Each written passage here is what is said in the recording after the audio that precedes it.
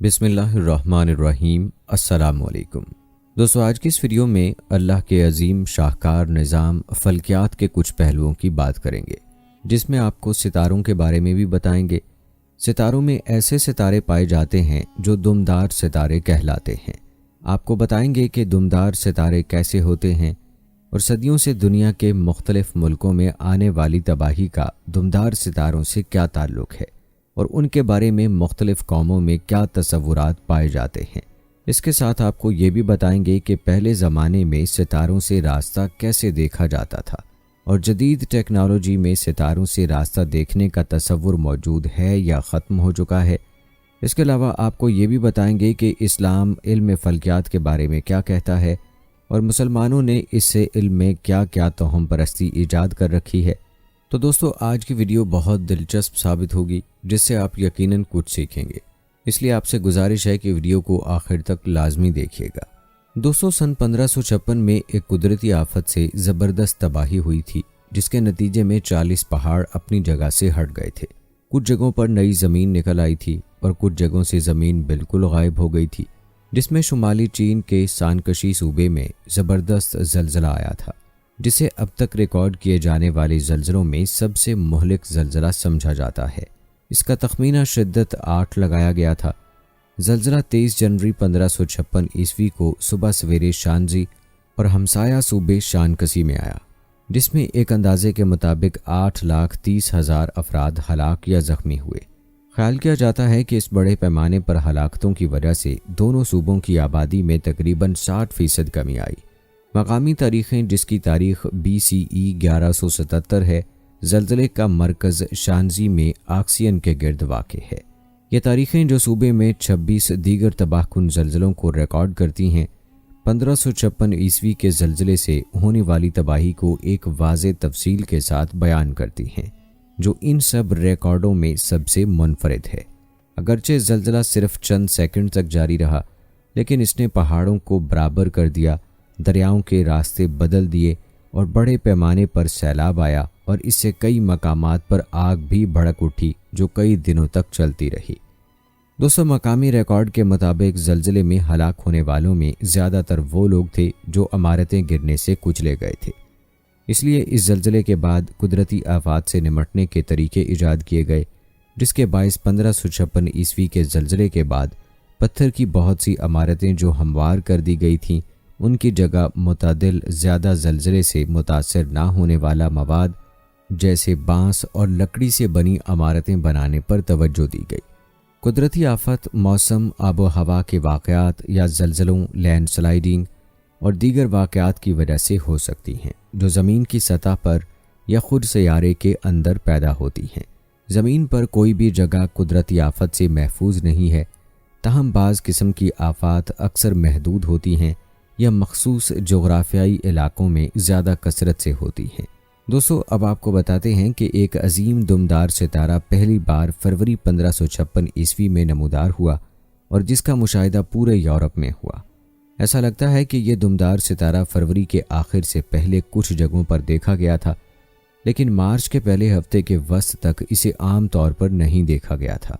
इसका बज़ाहिर कदर चांद के निस्फ के बराबर था और इसकी दुम हवा से भड़कने वाली मशल के शोले से मुशाबहत रखती थी। कार्नेलिस गैमा ने कहा कि दुमदार का सर जब पहली बार नमूदार हुआ तो मुश्तरी जितना बड़ा था और उसका रंग मरीख से मुशाबहत रखता था। 1556 ईस्वी में एक रियाजीदान और तबीब पॉल फेब्रेशस ने मुक़द्दस रूमी शहनशाह चार्ल्स पंजम के दरबार में भी इस दुमदार सितारे का मुशाहिदा किया था। नासा के मुताबिक दुमदार सितारे की इत्तला सबसे पहले 27 फरवरी 1556 को मिली थी।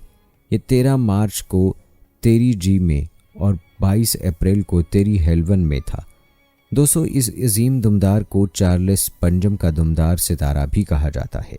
जब शहनशाह ने पहली बार इसे देखा तो वो हैरान खड़ा हुआ और कहा, यह खौफनाक निशानी है जो मेरी किस्मत बदल देगी।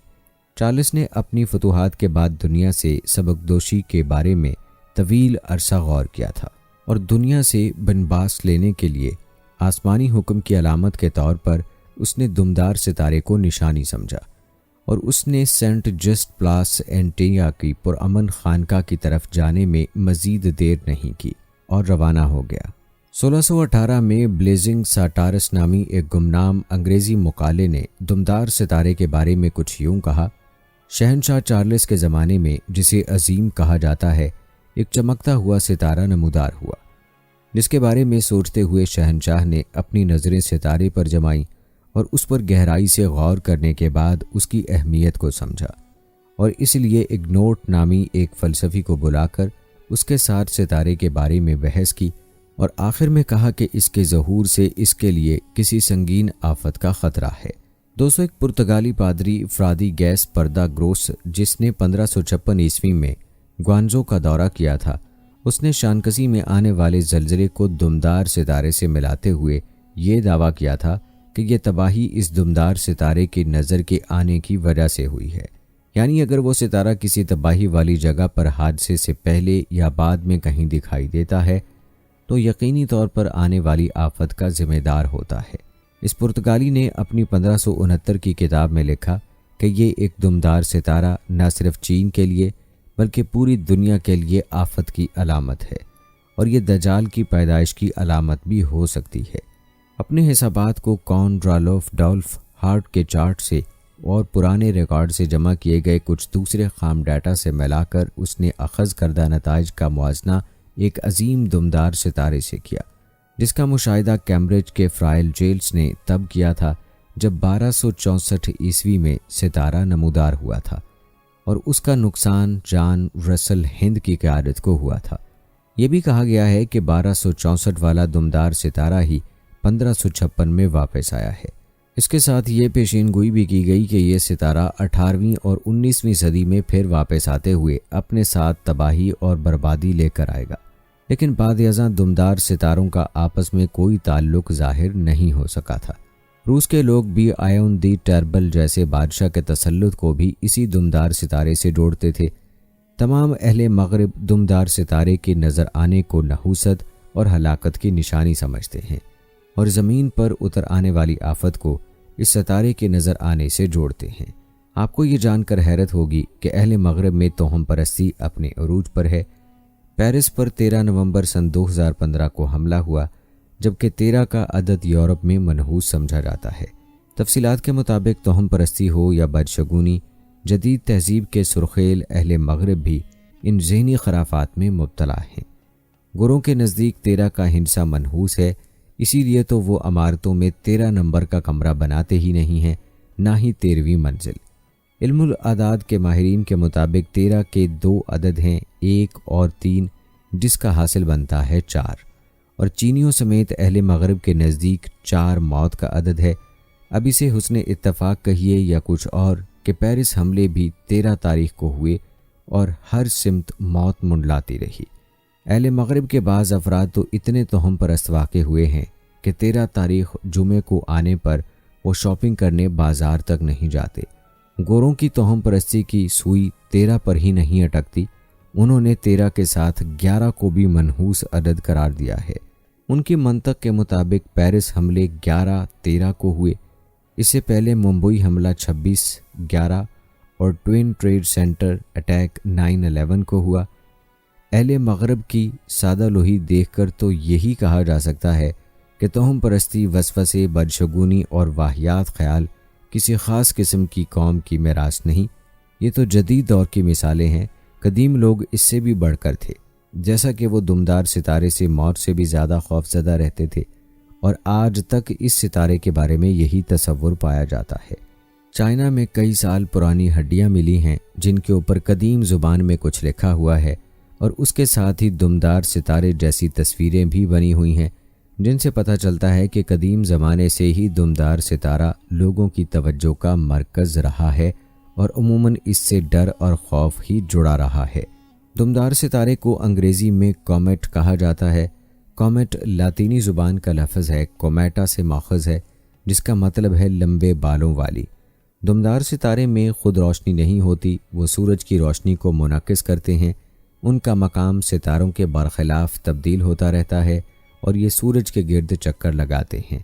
اگرچہ ان کا محور حد سے زیادہ بیضوی ہوتا ہے، اس لیے کبھی تو یہ سورج کے بالکل قریب آ جاتے ہیں اور کبھی پلوٹو سے بھی آگے نکل جاتے ہیں۔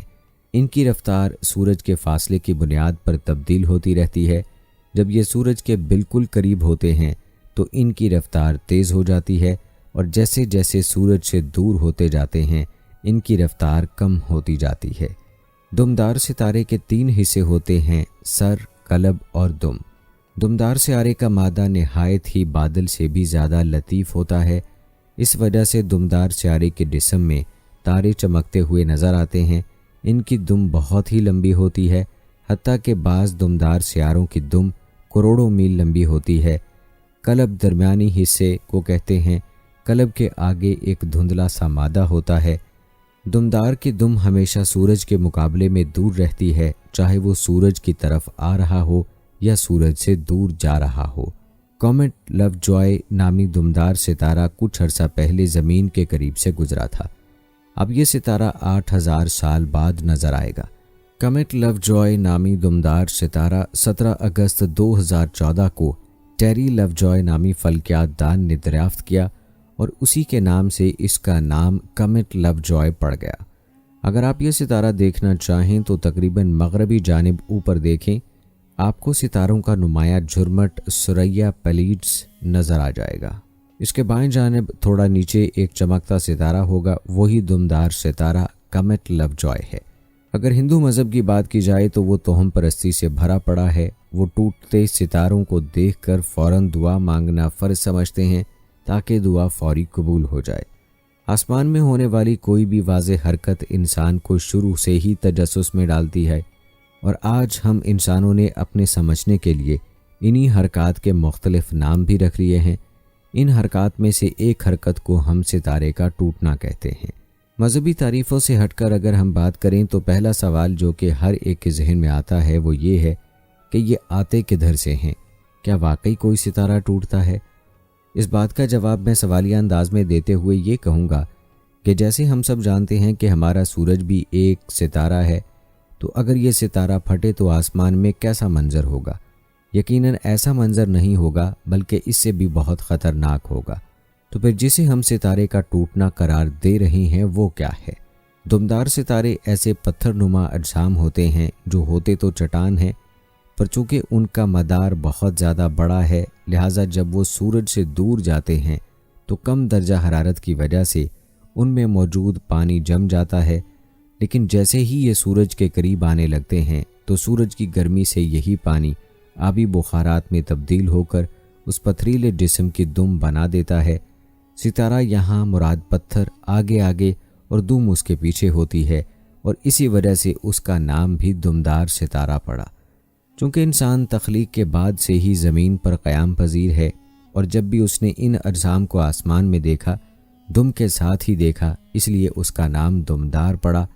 اور ناسائنسی ترقی ہونے کے بعد سائنسدانوں نے تحقیق سے یہ پتہ لگایا ہے کہ جیسے جیسے یہ سورج سے دور جاتا ہے ویسے ہی اس کی دم جو کہ آبی بخارات کی وجہ سے بنتی ہے وہ ختم ہوتی جاتی ہے، اور یہ دمدار ستارہ ایک بنا دم کے پتھریلا جسم بن جاتا ہے۔ جیسا کہ پہلے بتایا گیا کہ ان دمدار ستاروں کا مدار بہت بڑا ہوتا ہے، اس لیے یہ سورج کے پاس دیر میں آتے ہیں، لیکن یہ سب کے سب سورج کے پاس آنے کے بعد کدھر چلے جاتے ہیں؟ آئیے اس راز سے پردہ اٹھاتے ہیں۔ دوستو، ان تمام پتھروں کا جھرمٹ سورج سے تقریباً 1 نوری سال دور نظام شمسی کے گرد پتھروں کا بادل بنتا ہے۔ اس بادل کی نشاندہی یان اورٹ نے کی تھی، اس لیے اس بادل کا نام اسی سائنسدان کے نام کے بعد اورٹ بادل پڑ گیا۔ اورٹ بادل کے بارے میں جاننے کے بعد آپ میں سے اکثر ساتھی حیرانی کے عالم میں ہوں گے، اور یقیناً یہ سوال آپ کے ذہن میں بھی گھوم رہا ہوگا کہ اگر ان پتھروں کے جھرمٹ نے ہمارے نظام شمسی کو تمام اطراف سے گھیرا ہوا ہے تو ہم اس سے دور کی چیزوں کو کس طرح دیکھتے ہیں؟ یہ بادل رکاوٹ کیوں نہیں بنتا؟ اس کا جواب کچھ یوں ہے کہ اس بادل میں موجود پتھر ایک دوسرے سے بہت زیادہ دور ہیں، اور ان کے بیچ میں دوری اتنی ہے کہ یہ رکاوٹ نہیں بنتے۔ یہ اورٹ بادل سورج سے 1 نوری سال دور ہونے کا مطلب یہ بھی ہے کہ سورج کی کشش اس بادل میں موجود ہر پتھریلے اجسام پر بہت کثیف سی ہو گئی ہے، اور اس وجہ سے اس بادل میں سورج کے آس پاس کے ستارے کی کشش سے بھی خلل پیدا ہو جاتا ہے۔ اس کی مثال اس طرح سمجھی جا سکتی ہے کہ ہم سب جانتے ہیں کہ ہمارے سورج سے قریب ترین ستارہ 4 نوری سال دور ہے، یعنی یہ اورٹ بادل سورج اور اس سے قریب ترین ستارے کے درمیان فاصلے کی 1/4 دوری پر ہے۔ ظاہر ہے کہ اس ستارے کی بھی کشش اس بادل میں موجود اجسام کو اپنی طرف کھینچ رہی ہوگی، تو اس کھینچا تانی کا نتیجہ یہ ہوتا ہے کہ ان اجسام سے قریب ہونے کی وجہ سے کسی جسم کو سورج اپنی طرف کھینچ لے گا، اور اسی طرح یہ دمدار ستارے زمینی رہائشیوں کے آسمان میں رونما ہو جائے گا۔ انہی دمدار ستاروں میں سے ایک مشہور دمدار ستارہ جو کہ آسمان میں بآسانی نظر آ جاتا ہے وہ ہے ہیلی۔ اس دمدار ستارے کا نام مشہور سائنسدان ایڈون ہیلی کے نام پر رکھا گیا ہے، کیونکہ اسی سائنسدان نے پیشگوئی کی تھی کہ یہ دمدار ستارہ ہر 76 سال بعد آسمان میں نظر آئے گا، اور اس کی یہ پیشگوئی بالکل صحیح ثابت ہوئی۔ یہی دمدار ستارہ 1986 میں بھی نظر آیا تھا، اور اگر آپ 2061 میں کوئی دمدار ستارہ آسمان میں دیکھیں گے تو آپ کو یقین آ جائے گا کہ ہیلی دمدار ستارہ واپس آ گیا ہے۔ دوستو، یہاں آپ کو ایک دلچسپ بات بتاتے چلیں کہ انفلوئنزا نام کی وبا کو قدیم صدیوں میں ستاروں کے اثرات سے ہونے والی بیماری تصور کیا جاتا تھا۔ اگر کوئی شخص بیمار ہو جاتا تو اسے کہا جاتا کہ اس پر ستاروں کے اثرات یعنی انفلوئنزا ہو گیا ہے۔ کہا جاتا ہے کہ انفلوئنزا کی تاریخ بہت پرانی ہے، اور انسانوں میں جتنی اموات اس وائرس کی وجہ سے ہوئی ہیں شاید ہی کسی اور بیماری کی وجہ سے ہوئی ہوں۔ پرندوں میں انفلوئنزا کو پہلی مرتبہ ایک اطالوی سائنسدان نے 1878 میں شناخت کیا، جبکہ انسانوں میں اس انفلوئنزا نامی بیماری کا تذکرہ 2400 سال پہلے کی تاریخ میں بھی پایا گیا ہے۔ انسانوں میں انفلوئنزا کی بیماری کا باقاعدہ ریکارڈ 1580 سے ملتا ہے، جب انفلوئنزا کی وبا روس سے شروع ہو کر یورپ تک پھیل گئی۔ انفلوئنزا کی وبا یا بیماری مسلسل 17ویں اور 18ویں صدی میں بھی جاری رہی، اور یورپ میں اس بیماری نے 1830 سے 1833 تک بہت زیادہ تباہی پھیلائی، جبکہ 1918 میں اس انفلوئنزا بیماری کو عالمی وبا کے طور پر جانا جانے لگا، جس کے نتیجے میں ایک محتاط اندازے کے مطابق 10 کروڑ افراد لقمہ اجل بنے۔ اس وائرس کی ایک قسم 2009 میں میکسیکو سے H1N1 پوری دنیا میں پھیل گیا، جس نے بڑے پیمانے پر تباہی مچائی۔ سوائن فلو H1N1 ایک ایسی بیماری ہے جو انفلوئنزا وائرس کی وجہ سے ہوتی ہے۔ وائرس کی 4 اہم اقسام ہیں۔ انفلوئنزا وائرس A انسان اور پرندوں کو متاثر کر سکتا ہے۔ انفلوئنزا وائرس B صرف انسان کو متاثر کرتا ہے۔ انفلوئنزا وائرس C جو کہ انسانوں، کتوں اور سور کو متاثر کرتا ہے، اور انفلوئنزا وائرس D مویشیوں کو متاثر کرتا ہے۔ انفلوئنزا وائرس A کی 2 اصل اقسام ہوتی ہیں، اور ان 2 اقسام کے مختلف سٹیرنز ہوتے ہیں۔ اس وائرس کی وجہ سے ہونے والی بیماری کو فلو کہا جاتا ہے۔ یہ وائرس RNA وائرس ہوتے ہیں۔ یہ ایک وائرل بیماری ہے جو ایک شخص سے دوسرے شخص میں منتقل ہو سکتی ہے۔ انفلوئنزا وائرس ایک فرد سے دوسرے فرد تک تنفسی نظام کے ذریعے کھانسنے، چھینکنے اور تھوک وغیرہ کے ذریعے سے پھیلتا ہے۔ اگر متاثرہ فرد کسی دوسرے فرد کو گندے ہاتھوں سے چھو لے تو بھی یہ وائرس دوسرے فرد میں منتقل ہو جاتے ہیں۔ ایک تحقیق کے مطابق انفلوئنزا وائرس سب سے پہلے متاثرہ فرد کے تنفسی قطروں یعنی ریسپائریٹری ڈراپس سے منتقل ہوتا ہے، اور وہ ہوا، کھانسی یا چھینک کے ذریعے سے ہوتا ہے، جبکہ انفلوئنزا سے متاثرہ کچھ افراد ایسے ہوتے ہیں جن میں کسی بھی قسم کی علامات ظاہر نہیں ہوتی، لیکن ان افراد میں بھی یہ متعدی ہوتا ہے، اور وہ افراد دوسرے افراد کو یہ جانے بغیر انفیکشن منتقل کر سکتے ہیں کہ ایسا خود بھی اس انفلوئنزا انفیکشن میں مبتلا ہیں۔ ایک تحقیق کے مطابق انفلوئنزا کی بیماری سے متاثر ہونے والے افراد اس کی علامات ظاہر ہونے سے پہلے ہی اس وائرس کا شکار ہو جاتے ہیں، اور اس وائرل بیماری کی علامات عام طور پر 5 سے 7 دن تک رہتی ہیں۔ فلو کا کوئی بھی مریض اس بیماری کی پیچیدگیوں سے گزر سکتا ہے، مگر دراز عمر افراد، 5 سال سے کم عمر کے چھوٹے بچے، خاص طور پر 2 سال سے کم عمر کے بچے، صحت سے متعلق کچھ مخصوص امراض والے افراد جن میں ذیابیطس، پھیپھڑے اور دل کی بیماریوں، سکل سیل انیمیا، دمہ اور سانس کی بیماریاں، گردے اور جگر کی بیماری، کمزور اور مدافعتی نظام کے حامل افراد جو HIV یا کینسر کی بیماری میں مبتلا ہوں، موٹے افراد، حاملہ خواتین اور ہیلتھ کیئر سے وابستہ افراد جلدی بیماری میں مبتلا ہو جاتے ہیں۔ ایک رپورٹ کے مطابق ایک خاص فلو کے موسم میں 65 یا اس سے زیادہ عمر کے افراد کا فلو سے اموات میں 90% حصہ ہوتا ہے۔ انفلوئنزا کی علامات موسمی فلو سے مماثلت رکھتی ہیں، جس میں اچانک تیز بخار اور بخار کے بعد کپکپی کی کیفیت، کھانسی جو کہ عموماً خشک ہوتی ہے، اور یہ کھانسی زیادہ بھی ہو سکتی ہے جو کہ تقریباً 2 ہفتے یا اس سے زیادہ تک رہتی ہے۔ فلو گلے میں خراش، سردی، سر درد، عضلات میں درد، نظام تنفس کے اوپری حصے کا انفیکشن، جبکہ بچوں میں قے اور اسہال کی پرابلم بھی ہو جاتی ہے۔ دوستوں اندازہ کریں کہ انفلوئنزا کی بیماری کا آغاز بھی 16ویں صدی سے ہی ہوا ہے۔ یہ وہی وقت ہے جب دمدار ستارے کے ساتھ بہت ساری تباہی اور بربادی منسلک کی گئی، جیسے کہ سیلاب، طوفان، دشمن کا حملہ یا بادشاہ کی موت وغیرہ۔ لندن میں 1606 عیسوی میں ستارہ نظر آیا تو اسے لندن میں لگنے والی گریٹ فائر کی وجہ کہا گیا۔ جب 1618 عیسوی میں دمدار ستارہ نظر آیا تو یورپ میں پمفلٹ چھپنے لگے کہ قیامت قریب آ گئی ہے۔ اس کے علاوہ انڈیا، چائنا اور یورپ کے بادشاہوں نے تو باقاعدہ ایسے ملازم رکھے ہوئے تھے کہ جو دمدار ستاروں کی حرکات و سکنات پر نظر رکھا کرتے تھے تاکہ کسی بھی پیش آئندہ مصیبت سے بچا جا سکے۔ اسی طرح دنیا بھر کے کلچرز ستاروں سے متعلق توہم پرستی میں مبتلا رہے ہیں۔ اب دیکھتے ہیں کہ اسلام میں ستاروں کے بارے میں کیا حکم ہے اور ان کی کیا حیثیت ہے، اور مسلمانوں کو ستاروں کے متعلق کیا رائے رکھنی چاہیے۔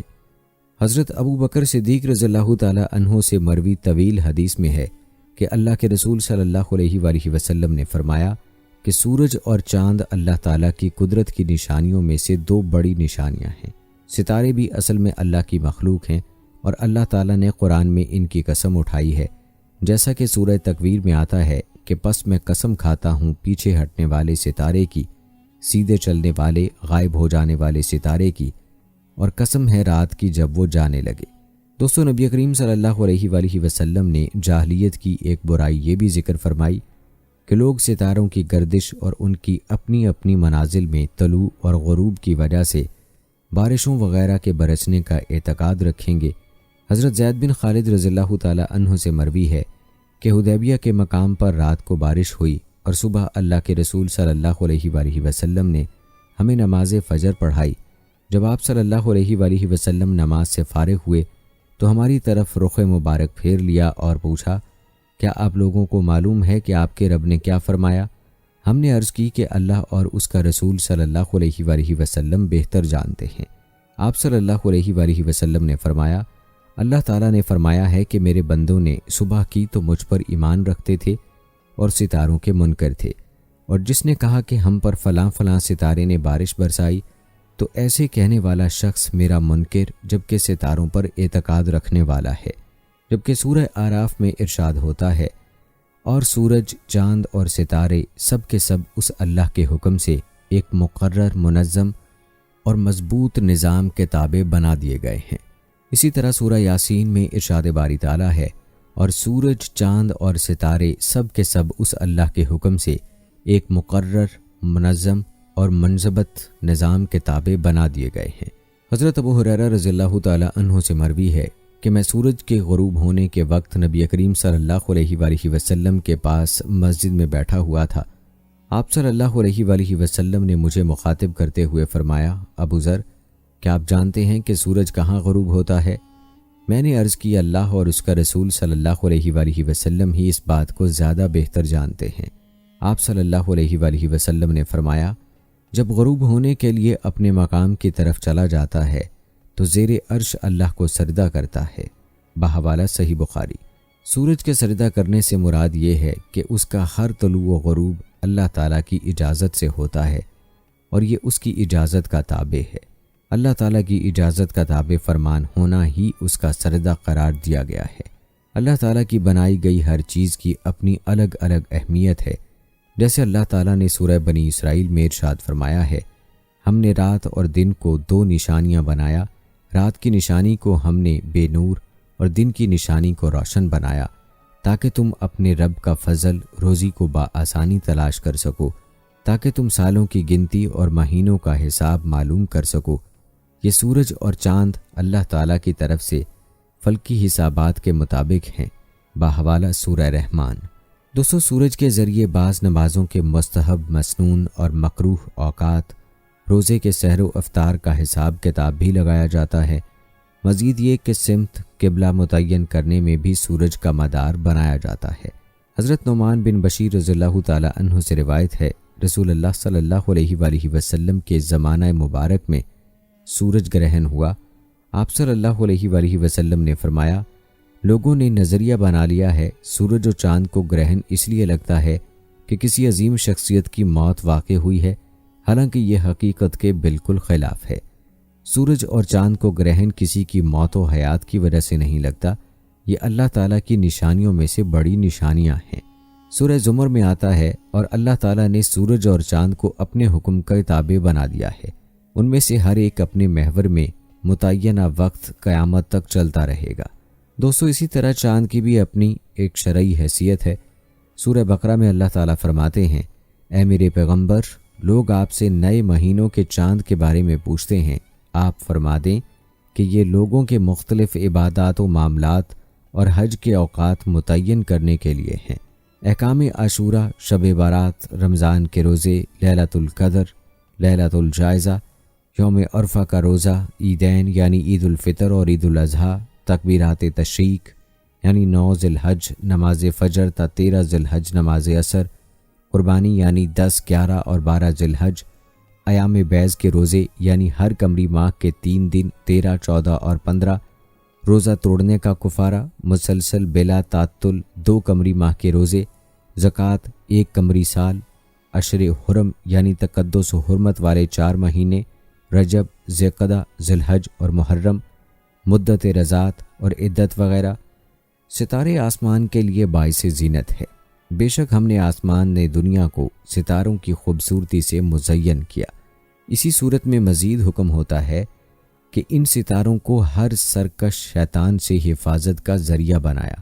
وہ اوپر کے جہان کی باتیں نہیں سن سکتے اور ان پر ہر طرف سے مار پڑتی ہے، انہیں دھکے دیے جاتے ہیں اور ان کو آخرت میں دائمی عذاب ہوگا۔ ہاں، اگر کوئی شیطان اوپر کے جہان کی کوئی بات سن بھی لے تو ایک دہکتا ہوا شعلہ اس کے پیچھے لگ کر بھسم کر دیتا ہے۔ دوستو، اس سلسلے کی سب سے اہم بات سورہ نحل میں ارشاد ہوئی ہے، اور راستوں کی پہچان کے لیے بہت سی علامات بنائیں، اور ستاروں سے بھی لوگ راستے سمت معلوم کرتے ہیں۔ قدیم لوگوں کی رہنمائی ستاروں یعنی سورج، چاند، ستاروں سے ہوتی تھی، اور ان کی سمت میں مرد کے لیے مختلف آلات تیار کیے جاتے تھے، جیسے کہ ہوا کا گلاب یعنی جسے سمت گلاب یا سمندری گلاب بھی کہا جاتا ہے، اور کمپاس۔ بہت سے قدیم تہذیبوں نے ستاروں کو دیوتا سے تعبیر کیا اور آسمان اور ستاروں کا مشاہدہ کیا۔ سال کے موسموں کی پیشگوئی کے لیے نمونوں کی شناختوں کے ساتھ ساتھ پودے لگانے اور کٹائی کے بہترین اوقات کے ساتھ ستاروں کے مطالعے نے انسانیت کے لیے بڑی پیش رفت ممکن بنائی۔ ان لوگوں نے آسمان کے مختلف ریڈنگز کی اور زمین، سورج یا نظام شمسی کے ابتداء کے بارے میں وضاحت تخلیق کی۔ انہیں زراعت، شکار، مقامی واقفیت، وقتی واقفیت وغیرہ کے عمل کی رہنمائی کے لیے آسمان کے مشاہدے سے بھی رہنمائی حاصل تھی۔ ایک کمپاس کے بغیر قدیم بحری جہاز سے صرف بصری طور پر اپنی رہنمائی کرتے تھے۔ بنیادی طور پر ستاروں سے مشورہ کرنے پر مبنی بشمول سورج اور ستارے اپنے راستوں کے لیے بینکرز کے طور پر کسی چیز کی واقفیت کے سبب سے قدیم طریقوں میں سے ایک ستاروں اور ستاروں کے مشاہدے کے ذریعے انجام دیا گیا تھا۔ ایک طویل عرصے سے مسافروں نے اس آلے کو کثرت سے استعمال کیا۔ اہم حوالہ جات سورج، چاند اور ستارے تھے۔ پرانے زمانے میں انسان ستاروں سے رہنمائی حاصل کرتا تھا، پھر اس کے پاس کمپاس یا کمپاس گلاب تھا، اور آج کل اس کا ذکر تمام طریقوں سے اور GPS کے ذریعے سے کیا جا سکتا ہے۔ قدیم تہذیبوں نے بھی ستاروں کے مشاہدے کو واقفیت کی ایک شکل کے طور پر استعمال کرنا شروع کیا، یہ جانتے ہوئے کہ سورج ہمیشہ ایک ہی طرف طلوع ہوتا ہے، یہ لوگ جغرافیائی مقامات کی نشاندہی کرنے اور یہ فیصلہ کرنے کے قابل تھے کہ کون سی سمت بہترین ہے۔ یہ آسمان کے ستاروں کے بارے میں تجسس سے پیدا ہوا، جن کا مشاہدہ آج سے ہزاروں سال پہلے شروع ہوا۔ دوستو، قدیم تہذیبوں نے پہلے ہی پتھر کی یادگار تعمیر کی جو وقت کے گزرنے اور موسموں کا تعین کرنے میں مدد کرتی تھیں۔ سیاروں اور ستاروں کی حرکات کے مطالعے نے قدیم لوگوں کو پودے لگانے اور کٹائی کے اوقات میں فرق کرنے کی اجازت دی۔ مثال کے طور پر کچھ قدیم ثقافتیں جیسا کہ مایا، چینی، مصری اور بابلی سورج اور دیگر ستاروں کے حرکت پر مبنی پیچیدہ کیلنڈروں کی وضاحت کرنے کے قابل تھے۔ 1958 عیسوی میں ایس نیول ایبسٹری اور انگلینڈ کے نیٹریکل المینک نے مل کر رات کے آسمان میں 48 ستاروں کے جھرمٹ تلاش کیے اور پھر ان جھرمٹوں میں سے 57 ایسے ستارے منتخب کیے جو سب سے زیادہ روشن اور چمکدار تھے، اور یہی وہ ستارے ہیں جن سے راستہ تلاش کرنے کا ہنر سیکھا۔ ہر جہاز کے کیپٹن کے لیے بہت ضروری ہوتا ہے یہ۔ ان ستاروں کے علاوہ مزید 115 ستارے ایسے ہیں کہ جن سے ہر ماسٹر نیویگیٹر آگاہ ہوتا ہے، اور ان کی مدد سے دنیا میں کبھی بھی اور کہیں بھی اپنی لوکیشن معلوم کی جا سکتی ہے، اور ان کے ذریعے مہینے اور سال تک معلوم کیے جا سکتے ہیں۔ اس کی سب سے حیرت انگیز بات یہ ہے کہ ان سے بالکل درست وقت بھی معلوم کیا جا سکتا ہے۔ 1988 عیسوی میں امریکہ کی نیول اکیڈمی نے اپنے کورس میں سے ستاروں سے راستہ معلوم کرنے والے مضمون کو حذف کر دیا تھا، کیونکہ یہ سب سے مشکل حصہ ہوتا تھا۔ انہوں نے یہ فیصلہ کیا کہ اب تو GPS سسٹم موجود ہے، اس لیے ستاروں سے راستہ تلاش کرنے کی ضرورت باقی نہیں رہی۔ 2015 میں انہیں اس وقت پریشانی کا سامنا کرنا پڑا جب بحری اور ہوائی جہازوں کے نیویگیشن سسٹم ہیک اور جیم ہو گئے، تو انہوں نے ایک بار پھر سے ستاروں کے ذریعے راستہ تلاش کرنے کے کورس کا آغاز کر دیا، جو مشکل تو ہے لیکن نہ تو ہیک کیا جا سکتا ہے اور نہ ہی اس کے جام ہونے کا امکان ہوتا ہے۔ اس سسٹم کا سب سے زیادہ استعمال اب خلا میں کیا جا رہا ہے۔ اسپیس میں جانے والے تمام جہاز اپنی درست سمت کے لیے ستاروں کا استعمال کرتے ہیں۔ نیویگیشن میں بہت سارے ملکوں نے بہت ترقی کی ہے، اور اس طرح قرآن کا ستاروں سے راستہ معلوم کرنے کا حکم حرف بہ حرف درست ثابت ہوتا ہے۔ دوستو، اب آپ کو بتاتے ہیں کہ ستاروں سے لوگ کس طرح سے توہم پرستی کو جوڑتے رہتے ہیں، اور آج بھی قسمتوں کا حال ستاروں کا محتاج سمجھا جاتا ہے۔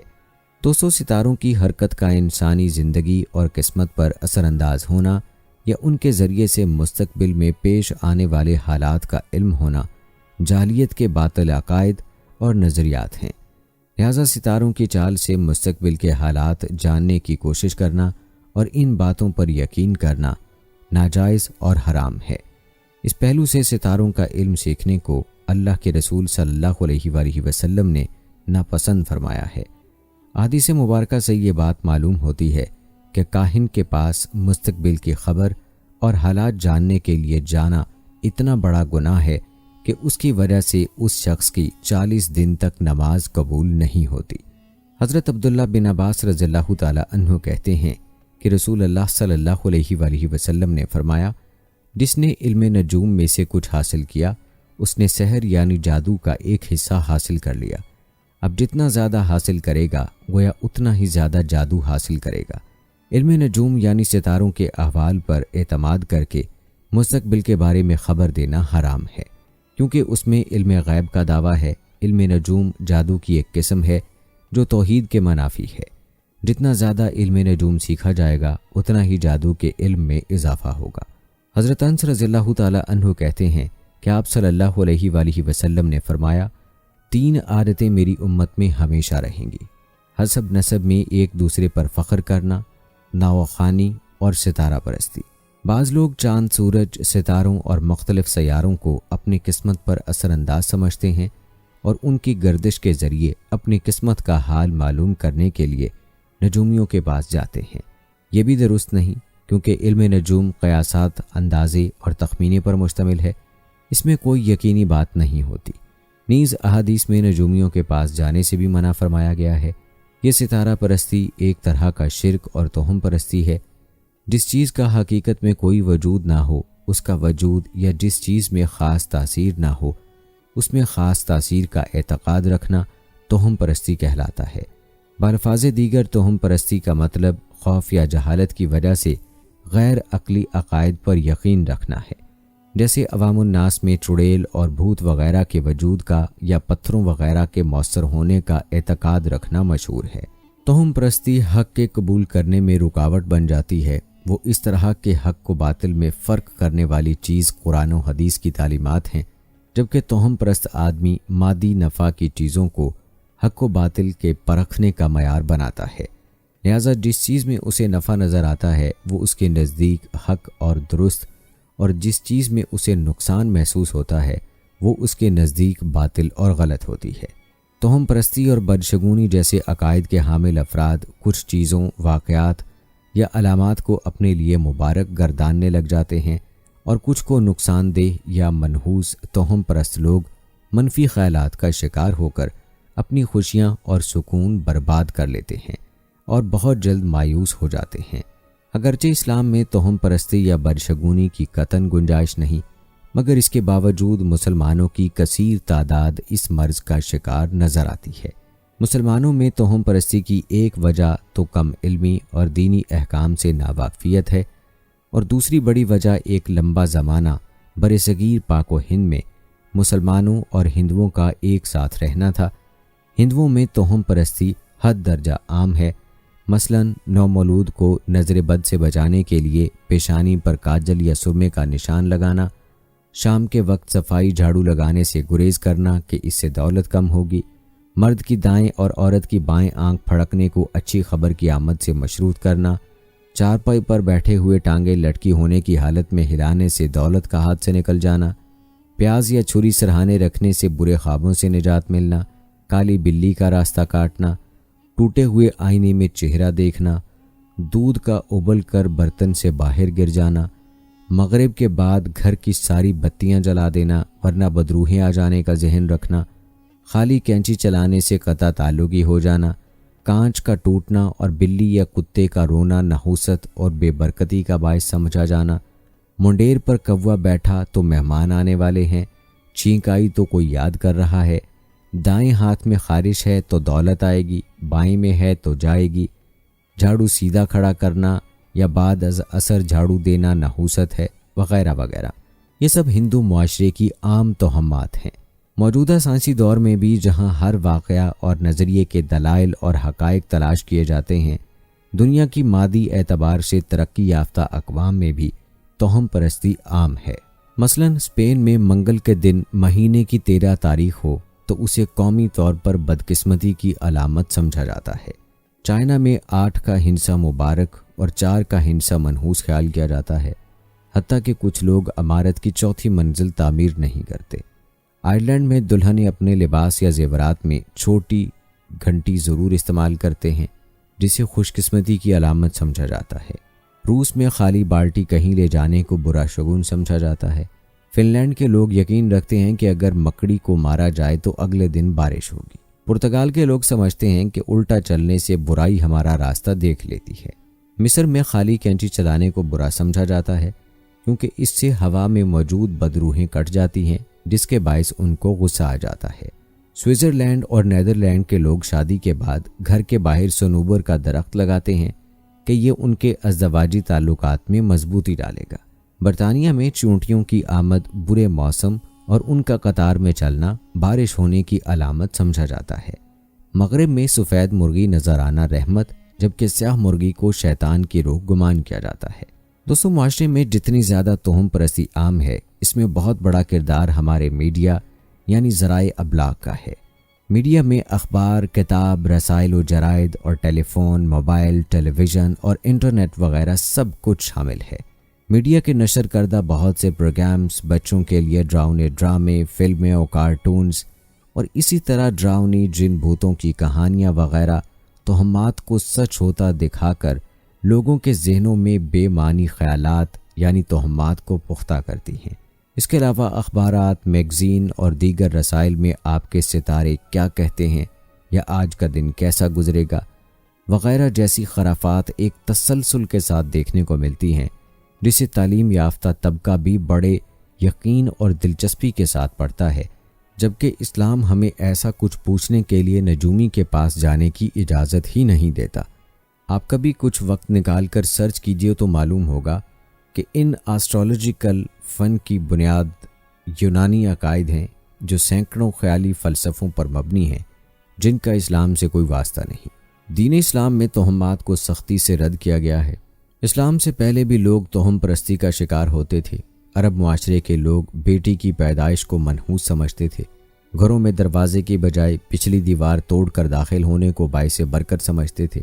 آپ صلی اللہ علیہ وآلہ وسلم کے لخت جگر حضرت ابراہیم رضی اللہ تعالی عنہ کی وفات کے دن سورج کو گرہن ہوا تھا۔ کچھ لوگوں نے آپ کی وفات کی وجہ سورج گرہن کو سمجھا تھا، تو آپ صلی اللہ علیہ وآلہ وسلم نے ایسا خیال کرنے سے منع فرما دیا۔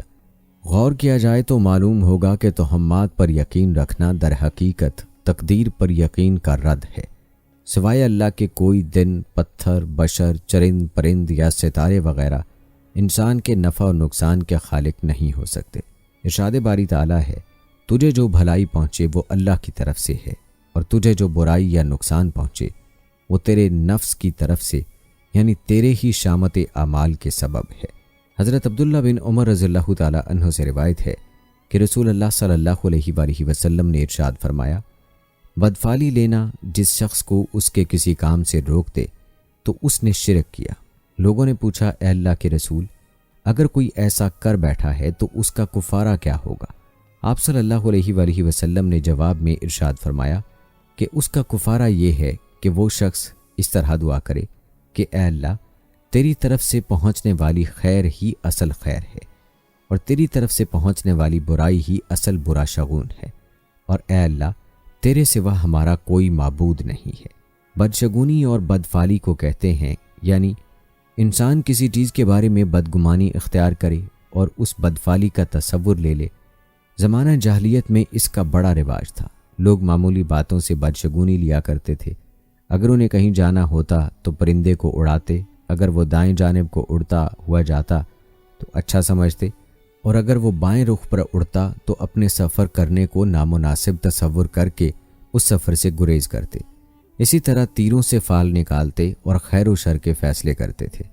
سرکار دو عالم صلی اللہ علیہ وآلہ وسلم نے بہت ہی صاف اور واضح الفاظ میں اس مہینے اور اس مہینے کے علاوہ پائے جانے والے توہمات اور قیامت تک کے باطل نظریات کی تردید اور نفی فرما دی، اور علل اعلان ارشاد فرما دیا کہ اللہ تعالیٰ کے حکم کے بغیر ایک شخص کی بیماری کے دوسرے کو خود بخود لگ جانے کا عقیدہ، بدشگونی لینا، ایک مخصوص پرندے کی بدشگونی کا عقیدہ، اور ماہ سفر میں نحوست ہونے کا عقیدہ سب بے حقیقت باتیں ہیں۔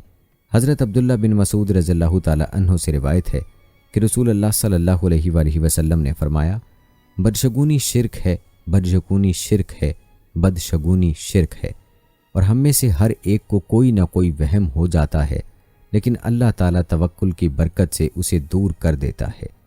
بدفعلی اور نحوست اللہ کے علاوہ کسی چیز کو نفع اور نقصان میں مؤثر بذات سمجھنا شرک ہے۔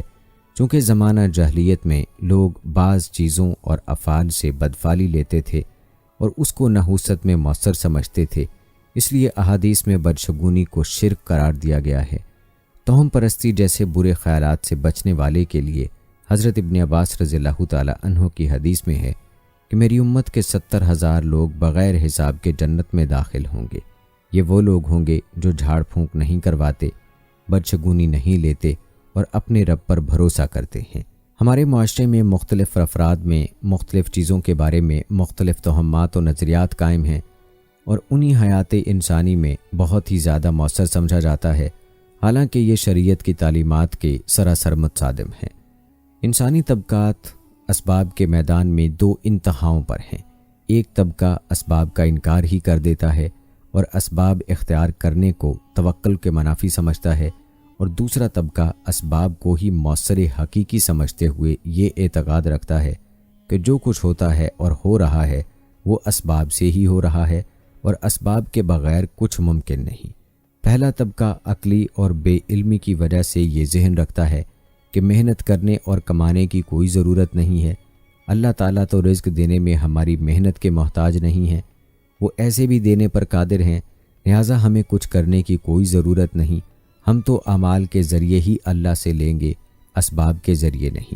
دوسری طرف دوسرا طبقہ جو اسباب کو ہی موثر حقیقی سمجھے ہوئے ہے اور دین، ایمان و یقین اور اعمال کو حقیقی حیثیت ہی نہیں دیتا اور مادی محنت یعنی ظاہری اسباب کو ہی اپنی ضروریات کے پورا ہونے اور اپنے مسائل کے حل کرنے میں مؤثر سمجھتا ہے، یہ بھی صراط مستقیم پر نہیں ہے، یہ بھی حدود سے تجاوز کرنے والا ہے، کیونکہ ظاہری اسباب تو کسی بھی چیز کے حاصل ہونے کا فقط ایک ظاہری ذریعہ ہوتے ہیں۔ جیسے گھروں میں پانی جن نلوں کے ذریعے پہنچتا ہے، وہ نل پانی پہنچانے کے صرف راستے ہیں، پانی کے حصول میں ان کا ذاتی کوئی دخل نہیں ہے، بلکہ اسی طرح چیزوں کے حصول میں اصل مؤثر حقیقی صرف اللہ تعالیٰ کی ذات ہے، جو کسی ظاہری سبب کی محتاج نہیں ہے۔ چنانچہ وہ ذات بعض اوقات بغیر اسباب کے بھی کسی چیز کے وجود کا مشاہدہ کروا دیتی ہے۔ اچھی طرح سمجھ لیجئے کہ عامت الناس کو توکل کے حصول کے لیے ظاہری اسباب اور تدابیر کو چھوڑنا درست نہیں، بلکہ اسباب کے نتائج کو اسباب پر موقوف نہ سمجھنا اور اللہ تعالیٰ کی ذات پر بھروسہ رکھنا، یہ توکل ہے۔ تو دوستو، یہ تھی ہماری آج کی ویڈیو۔ امید کرتے ہیں کہ آپ کو پسند آئی ہوگی۔ آج کی اس ویڈیو کے متعلق اپنی رائے کا اظہار کمنٹ باکس میں لازمی کیجیے گا۔ ملتے ہیں اگلی ویڈیو میں، تب تک کے لیے مجھے اجازت دیں۔ فی امان اللہ۔